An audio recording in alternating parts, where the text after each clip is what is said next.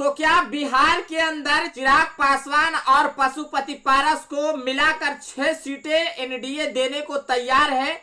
और पशुपति पारस के साथ साथ चिराग पासवान को जब 6 सीटें दिया जाएगा तो क्या चिराग पासवान की जो शुरू से मांग चल रही थी कि हम जब भी चुनाव लड़ेंगे तो 6 सीटों से कम पर नहीं मानेंगे, और एनडीए से 6 सीट डिमांड भी कर रहे हैं कि हमें आने वाला 2024 के लोकसभा के चुनाव में पशुपति पारस को छोड़कर सिर्फ यानी कि लोक जनशक्ति पार्टी आर को 6 सीटें दिया जाए। और देखिए क्या आने वाला लोकसभा के चुनाव में यह सब कुछ माना जा रहा है कि सीट शेयरिंग का फॉर्मूला तय हो गया है। पशुपति पारस और चिराग पासवान को मिलाकर एनडीए के तरफ से 6 सीट देने को तैयार है। अब देखिए सीटों का बंटवारा कैसे होगा। जब 6 सीट चिराग पासवान को मिलेगा तो क्या 3 सीट पशुपति पारस के खाते में जाएंगे और 3 सीट चिराग पासवान के खाते में जाएंगे, यानी कि इन 6 सीटों में से भी 2 भाग हो जाएगा। 3 सीट पशुपति पारस के खाते में जाएंगे और 3 सीट चिराग पासवान के खाते में जाएंगे अगर 6 सीट एनडीए के तरफ से दिया जाता है। बात यहीं पास नहीं अटकती है कि कौन कौन से सीटों पर चुनाव लड़ेंगे।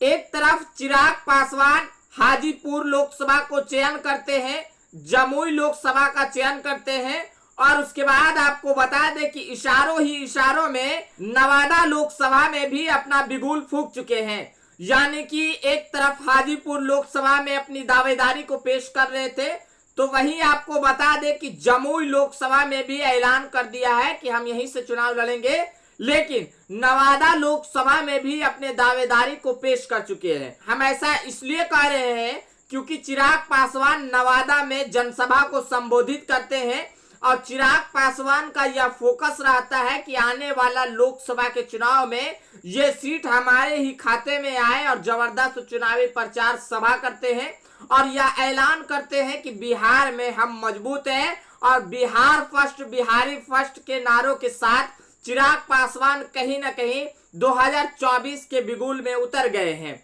अब देखिए क्या होता है। 6 सीटों पर चिराग पासवान को और वो भी पशुपति पारस को भी दिया जाएगा।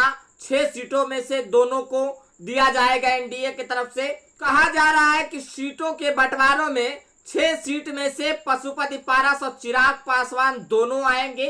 अब देखिए आने वाला वक्त में क्या कुछ होता है। क्या चिराग पासवान मान जाएंगे 3 सीटों पर, या तो फिर 3 सीट पशुपति पारस को देने के लिए तैयार नहीं होंगे। अब देखिए या तो फिर पशुपति पारस भारतीय जनता पार्टी से और सीटों की डिमांड करेंगे, क्योंकि आपको बता दें कि पशुपति पारस के पास अभी इस वक्त 5 सांसद हैं। और आपको जब बता दें कि जब पार्टी में 2 भाग हुआ था, यानी कि लोक जनशक्ति पार्टी का जब 2 भाग हुआ था, तब पशुपति पारस के साथ 5 सांसद गए थे। चिराग पासवान एक अकेले सांसद बच गए।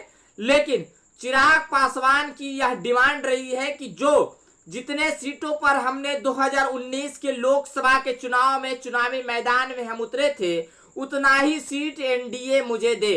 अब देखिए क्या पशुपति पारस को 5 सांसद जब पशुपति पारस के साथ है, तो क्या भारतीय जनता पार्टी 5 सीट पशुपति पारस को देने के लिए तैयार होगी? अब देखिए यह तो आने वाला वक्त में ही पता चल जाएगा, क्योंकि सीट शेयरिंग का फॉर्मूला अब धीरे धीरे करके खुलने लगा है कि इस पार्टी के खाते में कितने सीट जाएंगे। यह तो आने वाला वक्त में पता चल ही जाएगा। फिलहाल आज के लिए इतना ही। अगर इस वीडियो को यूट्यूब चैनल पर देख रहे हैं तो हमारे चैनल को सब्सक्राइब कर लीजिएगा। अगर इस वीडियो को फेसबुक पेज पर देख रहे हैं तो हमारे पेज को फॉलो कर लीजिएगा। कमेंट बॉक्स में अपनी प्रतिक्रिया जरूर दें। मिलते हैं अगली वीडियो में, तब तक के लिए जय हिंद, जय भारत।